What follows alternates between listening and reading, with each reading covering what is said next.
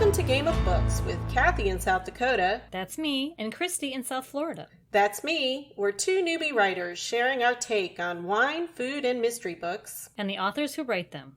Join us for the fun. Welcome to the Game of Books podcast, Corks and Conversation with Taylor Stevens.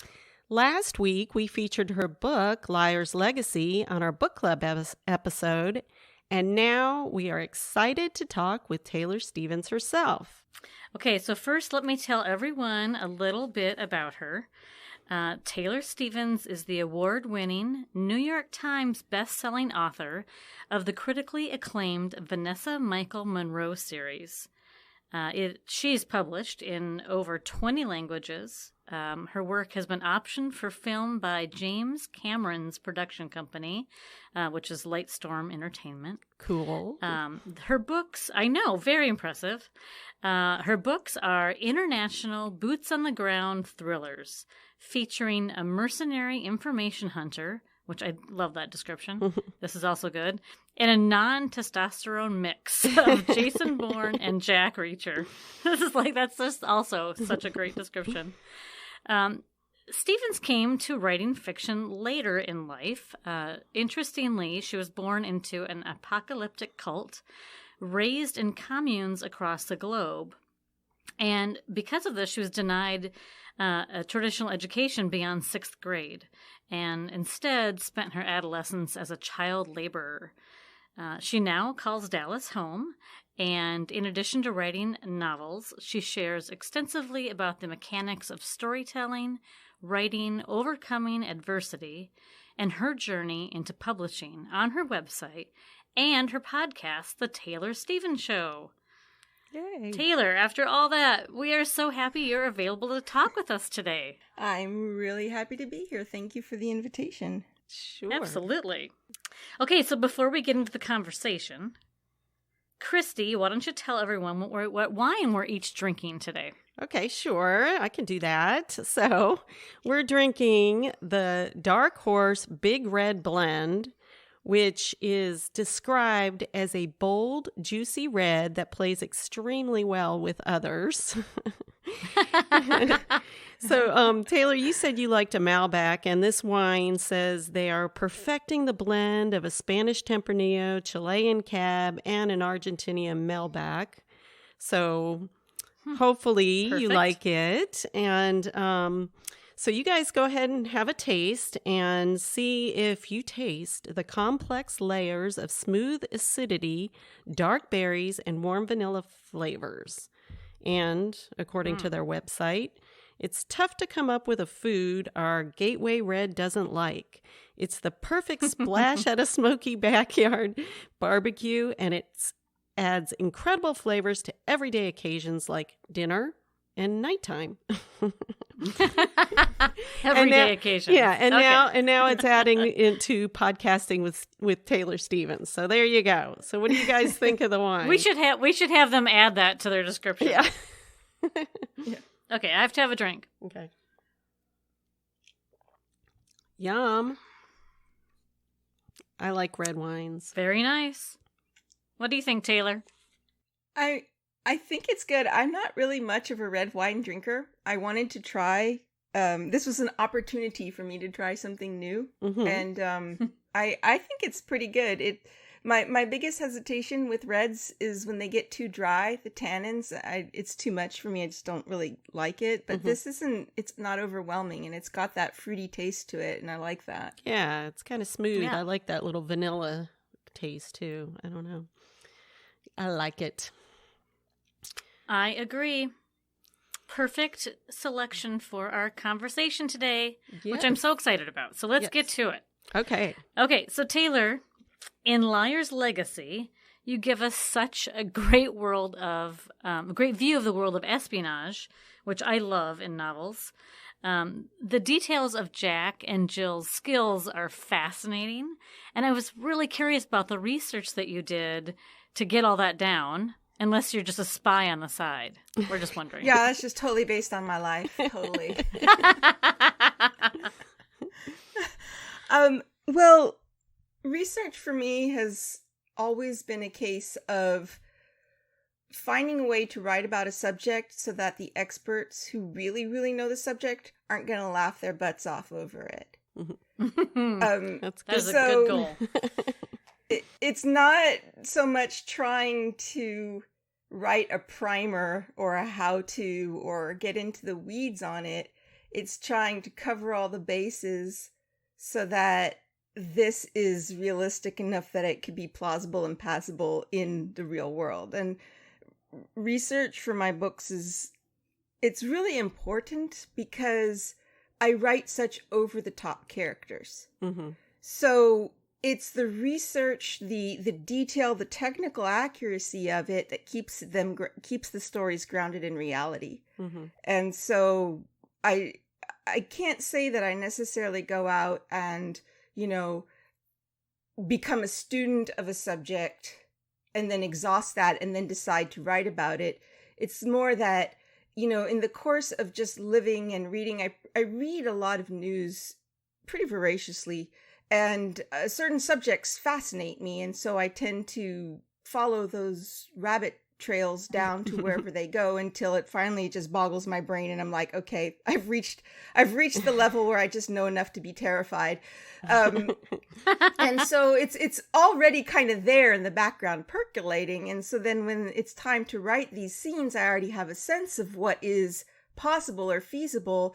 And so then I'll specifically hone in on that right there and that specific thing to make sure that I'm not just making it up completely to the point of being ludicrous. Right. So it's kind of a two-stage thing where I already know a lot just from a basic general level. But then when it comes time to actually pull on it, I have to do a second set of researching just to make sure I haven't gone completely off into left field. Right. Your imagination could be a lot stronger than the actual facts, but it seems like these seem really realistic, but it's like, wow, I never thought that they could, get away with like the different techniques they used, It was really, that was a little scary too, because then you're thinking, wow, you can get away with a lot, I think, if you can read. But it's really interesting, just not to go too into the weeds on this, is that the world is changing to the point that this type of espionage with the CIA is almost becoming impossible because technology has developed so much and the repository of digital information is so easy to access that with facial recognition and everything like that, even professional spies really are being hampered in their ability to cross borders, collect information, interact as more than one person. So their covers get blown really easy because it's so easy for the algorithms to go, oh, wait, you say this, but we're showing that you were actually in, Antigua 7 months ago talking to this other person over there. And it's a whole new world for spycraft. Interesting. I think that's true with a lot of things. And, it makes it harder to write things too, because, the technology is always changing and you're thinking, oh, this is really cutting edge. And then by the time the book comes out, it's, you're like, all right. That's when you try and avoid going into too many specifics, but it's the same in discussing geopolitical situations as well. You could be writing something that is leading edge, and then right before your book gets published, something in the world changes and now it's old news. It's like, nope, it's not like that anymore. No. So you kind of did mention, with your researching, but we were wondering a little bit about your writing process as far as, do you have like a set schedule or a place where you write or a number of words a day? I mean, how do you approach make sure you get all these books out, It's changed a lot, and unfortunately, and sometimes I'm just a victim of circumstance. I'm a full-time mom, in the primary breadwinner, and it's quite challenging to juggle all of that as one person. And there have been times where you can't do it all. And so although my nature is one in which I do have a set schedule and I have set specific days that I work and I have, word count goals and all these things, life has a tendency to be disagreeable. Right. in that regard. We know that. And so it just kind of becomes a situation of just trying to fight for the time to write, fight for the days of non-interruption. I'm very ADHD, and even medicated, it's an enormous challenge for me to focus. And people don't realize that, just someone coming in and asking me a question can ruin the next hour and a half of work. Oh, man. Because it takes so long, and it's such a challenge for me to pull myself into that. And so, my best writing will always come when I have multiple days of uninterrupted work, where I can just do what I need to do. And if I have a day where I'm having to run errands, and then I have a little bit of time to work, and then I have to go, I have to take care of this thing for this kid over there, and then a little time to work, I can put in the hours, but I'm not going to have the productivity. And it's incredibly frustrating. And I know that there are authors out there who can work anywhere and do anything. Yeah. And I'm just so envious of them. But it's never been like that for me. So it's been hard to make it work. Well, and like you say, if you really perform best with uninterrupted time, and then you also say that you're a full-time mom at the same time, those two things just clash, right? By their very nature. I mean, being a full-time mom is the definition of being interrupted, right? Yes. So that sounds challenging. Yeah. Well, I'm fascinated and so impressed by your background and everything that you had to teach yourself to get to this point. I'm very curious about how you, or what you share with people about overcoming obstacles and fears. Do you have a mantra, or do you have when someone says, gosh, can you give me some advice about, how to overcome huge obstacles like you have in the past? What would you tell them? Well, it almost sounds a bit pretentious to try and say that you can tell someone what they should do, because everybody's lives are different and their obstacles are different. And I can only say what I did. And that is that it's just been consistency. It's feel the fear and do it anyway. I didn't coin that phrase, but I don't know where it came from. And to just put in the hours religiously and just keep at it and not quit, because there are so many people who start writing, but very few who finish. That's so and true. Just by the nature of finishing, just that alone already separates you from such a large percentage of people who say they want to do something, but then never actually do it.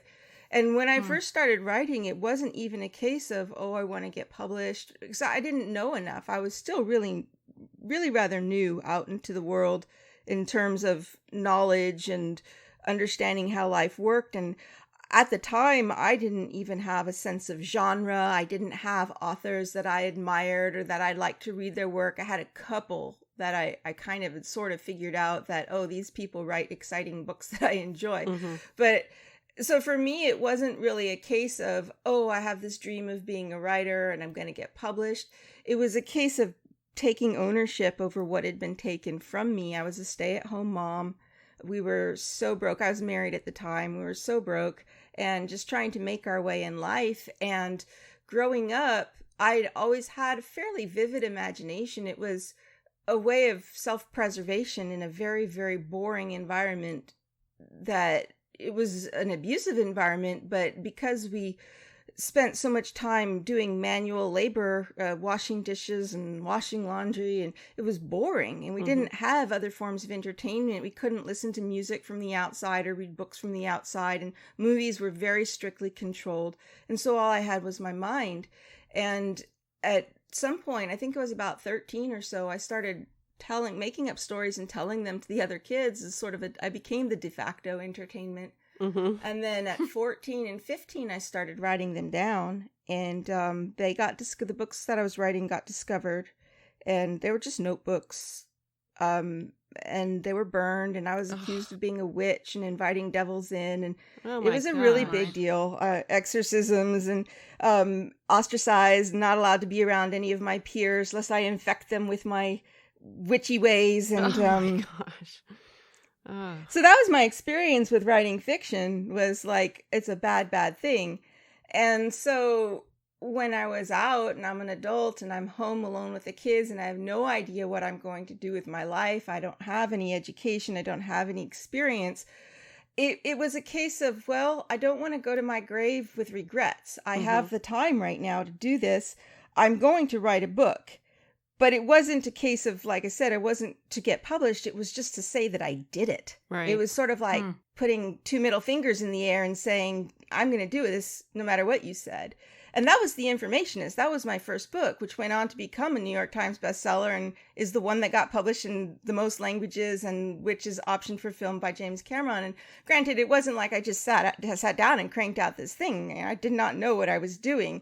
I was literate, but there's a really big difference between being literate and having any experience with story or craft. And so I had to learn. It was a learning process. And I learned while writing that book.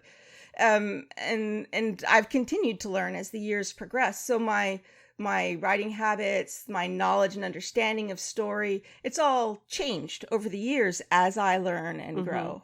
Right. And we can totally understand that. Cathi and I are both relatively new writers, and we've just gone on this great journey, and that's led us to actually talking with you, because we're just trying to figure out what's going on, and we take the classes, and that's why, your website and podcast are really good too for people like us.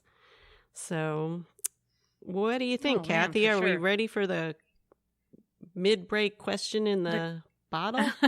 Yes. Okay, so Taylor, around this time, we always like to take a little break and ask our authors what we call the question in the bottle. And these are kind of questions, mostly fun questions, we hope, or all questions that are fun. Questions that would come up when maybe you get towards the bottom of a bottle, if you're enjoying a bottle of wine. So we'll pick a random question, and if you don't like it, we'll pass, and we can always try another. Okay. All right. Let's see what we got today. All right. So the question is, what did you reward yourself with after you got your first paycheck for writing? Oh. I think I went and bought my kids a bunk bed, like new bedroom furniture. I mean, oh, no. at first I couldn't really splurge because like I was so broke, and it takes a while for you to start seeing the money. It takes a long while, and I didn't have another job. It was my only income, so like I had to be super careful. But once that ended and the money like started being like, oh my God, breathing room money. I'm pretty sure it was furniture for my kids, and I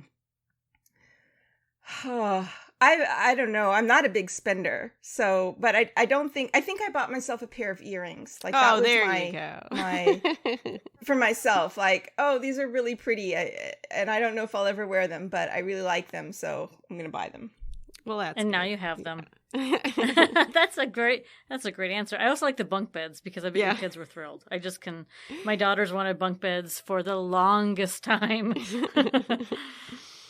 All right, so on to some more questions. Can you give us a picture of what you went through in order to get your first book published? Because we're always curious about that, and obviously you were in a learning mode yourself. So how did you get that agent and that book published?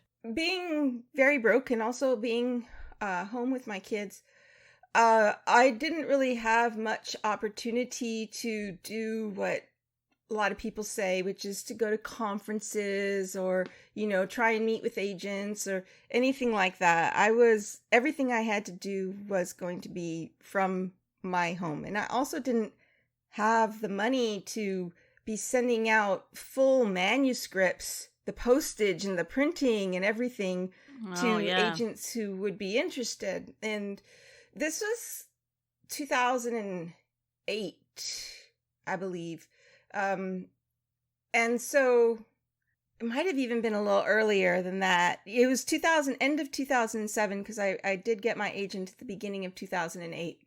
Mm-hmm. And so back then, the internet wasn't as much of a thing for the publishing industry as it is right now. Mm-hmm. So I had done a lot of research as I was procrastinating, which I'm a very good procrastinator. Aren't we all? I would read.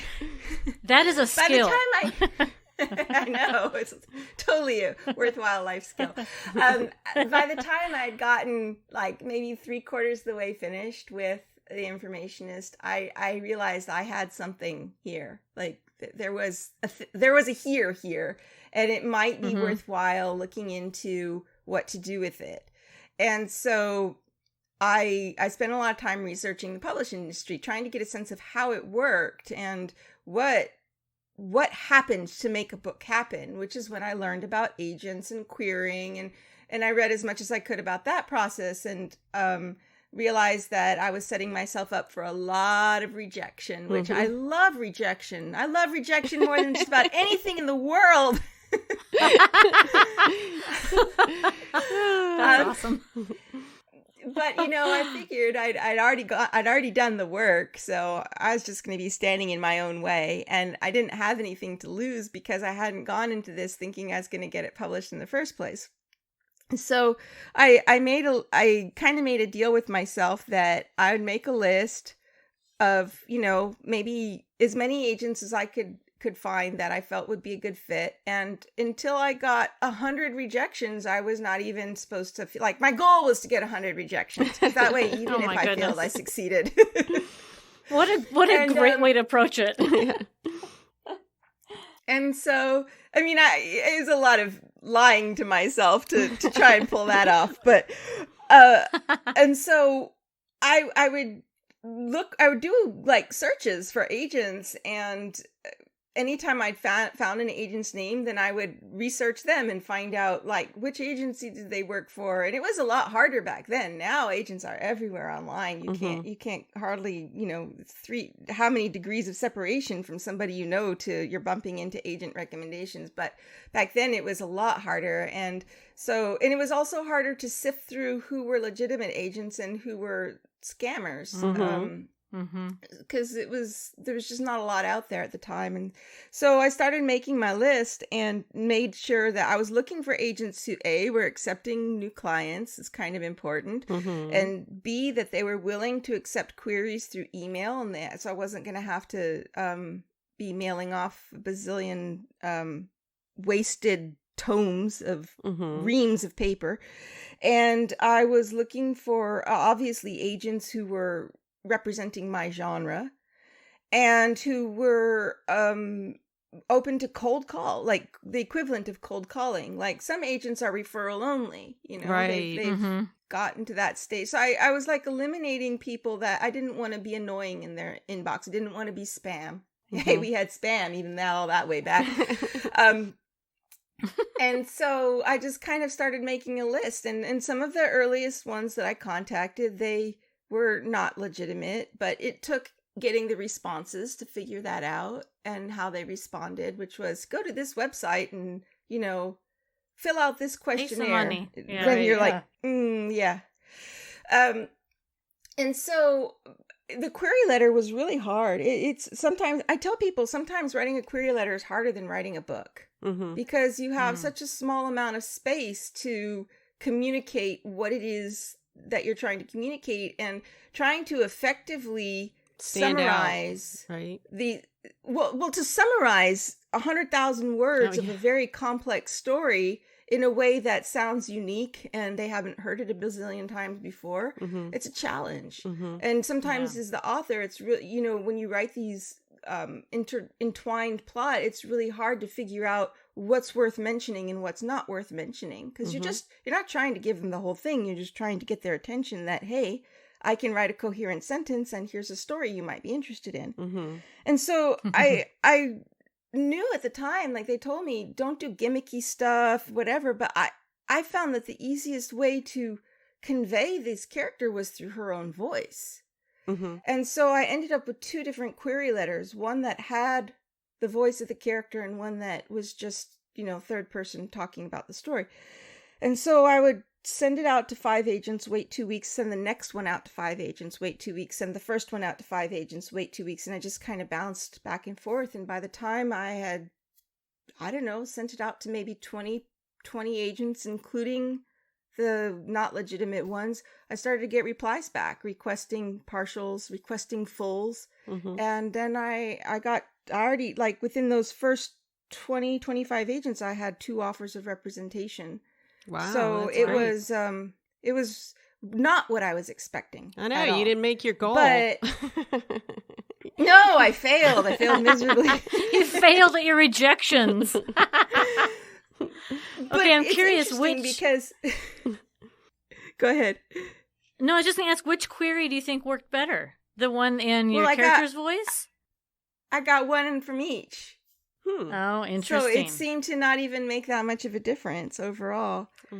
But that was just the start of it, and then like that happened right before the economy tanked, and then my agent pulled it off the market because she didn't want to risk tanking a solid debut just because publishing was in turmoil, and that extended things by another year. In the meantime, I got divorced, and it was just I was at my lowest possible point when I got the news that the informationist had sold, and it changed my life. I mean, it gave me options. It gave me hope. It gave me the idea that maybe I could find a way to survive and provide for my children. And it was more than just selling a book. It was a career that 2 hours earlier didn't even seem like I had forgotten about it. Like I didn't even remember that my agent might have told me that she was taking it back out on submission, but I'd written it off. I was like, yeah, whatever. Okay. I was just trying to survive. And so when I got the news, it was just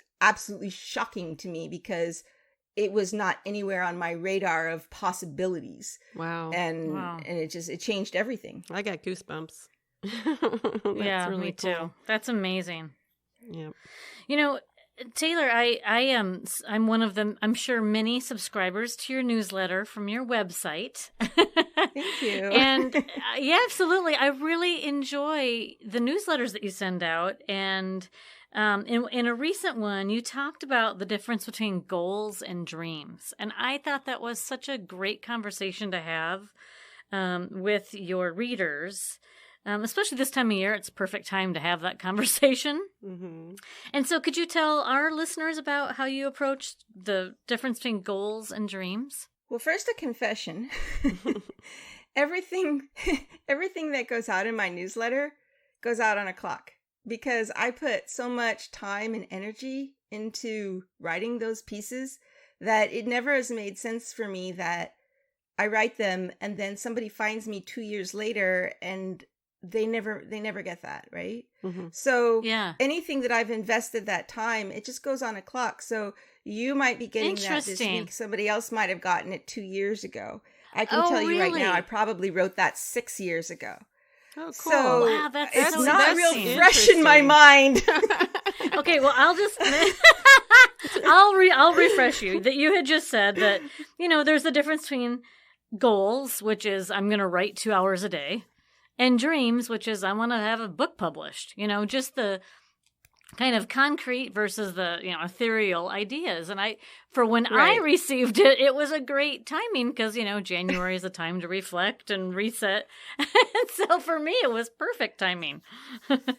So it's one of, there's a lot of things in life that you don't have any control over. You really literally have no control ultimately in the grand scheme of things, whether you can get a book published traditionally. There's so many arbitrary, just random roadblocks that get in the way. It could be that week that your manuscript finally shows up on the desk of an editor, another manuscript also shows up that they like just a little bit better. And so they reject yours, not for any fault of it, but there's this other book that they want more, right? You have no control over that, which is the long-term dream of getting published. But what you can control are all the steps to take you to where it's even a possibility to have that manuscript on the desk of that editor. I see. And that's where the goals come into play, is breaking it down into tangible things that you can actively do, and putting all the steps into place so that at least you have a shot at the dream. Love it. That's good. We like that. That gives me the shivers. I know. Yeah. Kathy's our organizer there, so she's probably already coming up with a spreadsheet and everything.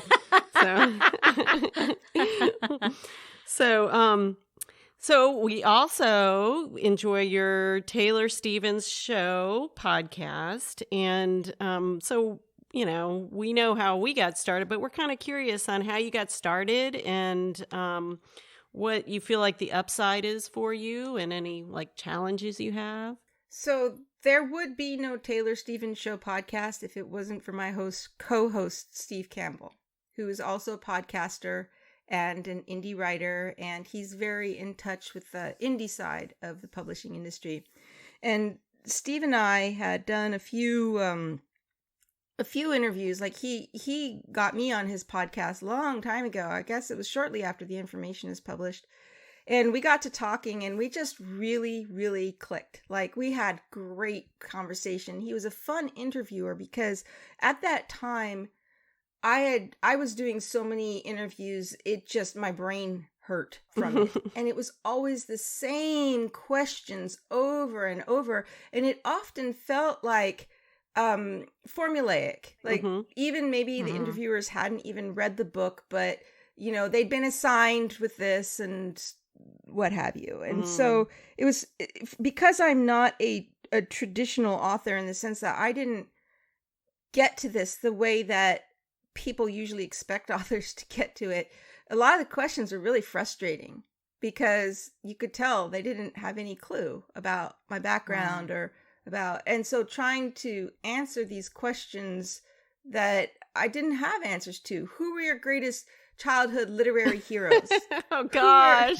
I'm just like, trust who's me, your favorite? Trust me, even whatever author. Even I would have trouble with that, and I didn't have the same background as you. Those are hard.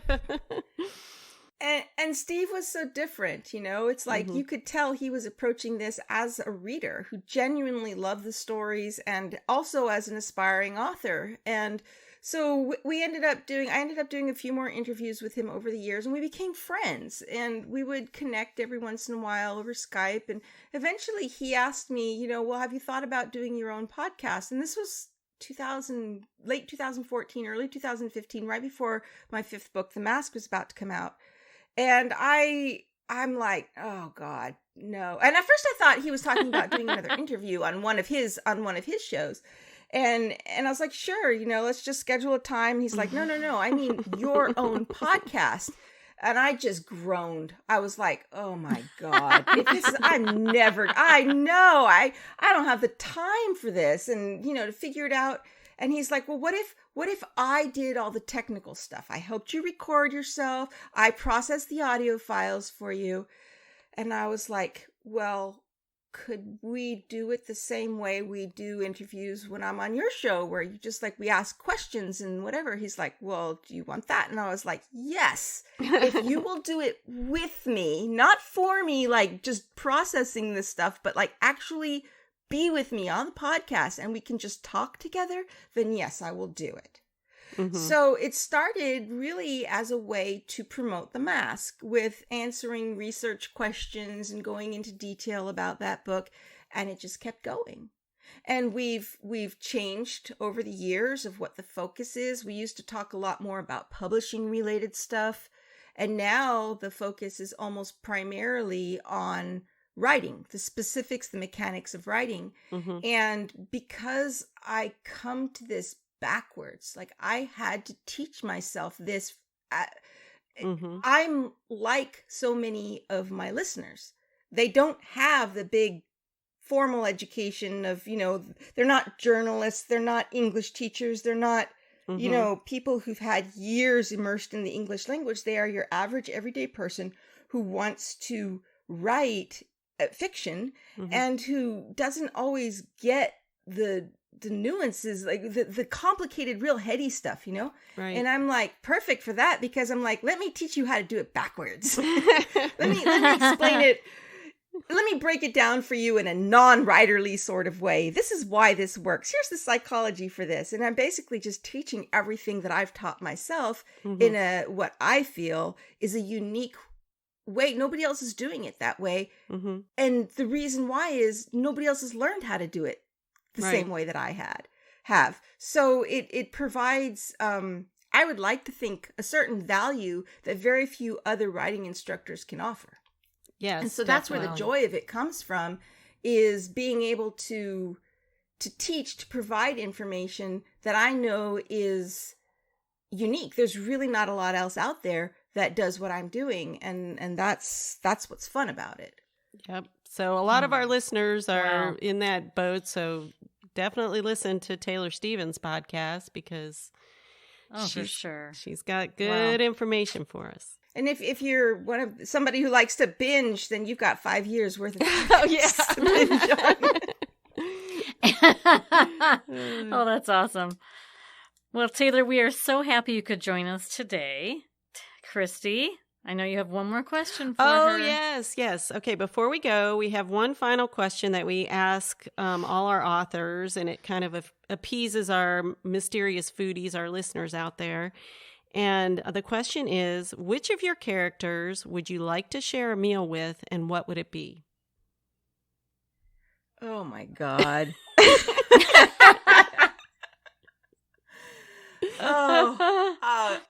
I can't answer that question. I can't. I'm sorry. I can't. That's funny. I love it. I've put so much into every one of my characters that it's like I can't pick one above the other. And then I don't even know that I could enjoy a conversation with them, because they'd probably scare the bejesus out of me. I was going to say, you'd have to be in a secure location. Right. That's awesome. So true. Yeah. All right. Yeah. Well, if our listeners have any more questions or want to find more information about you, Taylor, how should they reach out? Well, there are several ways. I do respond to email, but slowly. It takes me a long time, so expect a delay. But my email address is contact@TaylorStevens with an S, books with an S.com. My website is sorely outdated. I apologize, but there's a lot of information on there. I also have a private Facebook group that you have to answer questions to be able to get in. It's small and cozy deliberately, and it's sort of a safe space. Like we keep politics out. It's mostly a shared joy of reading. I'll put stuff there that I don't feel like putting into the public domain, because it's a little more private.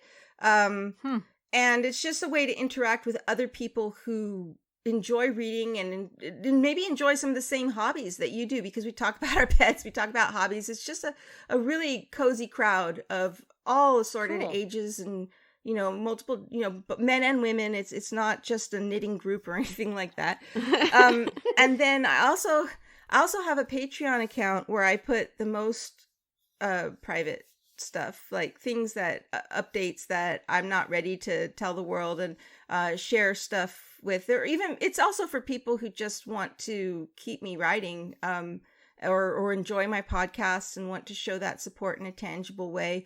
I try and tell people that, a $3 a month pledge does far more for me than buying one of my books that comes out once a year. I, of course, appreciate and I need the sales for my books, but most of that goes to my publisher. A $3 pledge has an enormous impact on me being able to provide quality without worrying about, oh my God, writing the next thing to try and pay the bills or whatever. Right. So those are the primary ways, is email, Facebook, in that group specifically. I don't do a lot elsewhere, and on Patreon. And my Patreon account is patreon.com/Taylor Stevens. Wonderful, wonderful. Yeah, so check those out. And thanks again to our best-selling author, Taylor Stevens. And if you haven't read her latest book, Liar's Legacy, you can go out and get that. It's quite the international thriller. And you can listen to our last episode for book club ideas to go along with it. And, of course, check out Taylor's podcast, The Taylor Stevens Show. And now let's have a toast to a fun talk with Taylor Stevens. Cheers. Cheers. Thanks to our mysterious foodies out there for listening and sharing. Check out our website, gameofbookspodcast.com, where you can find links to all we talk about. And if you subscribe to our weekly newsletter, you can get those links sent directly to you, along with any exciting updates. We are also on Facebook and Twitter under @GOBWriters. And if you enjoyed this episode as much as we did, we would love to hear from you. And please subscribe to Game of Books wherever you listen to podcasts so you don't miss any of our book club ideas and Corks and Conversations with award-winning and best-selling authors. That's all for today's episode of Game of Books Podcast, where we share food, wine, and mystery every Friday morning, just in time for the weekend. This is Christy and Cathi saying thanks for listening. Bye, everybody.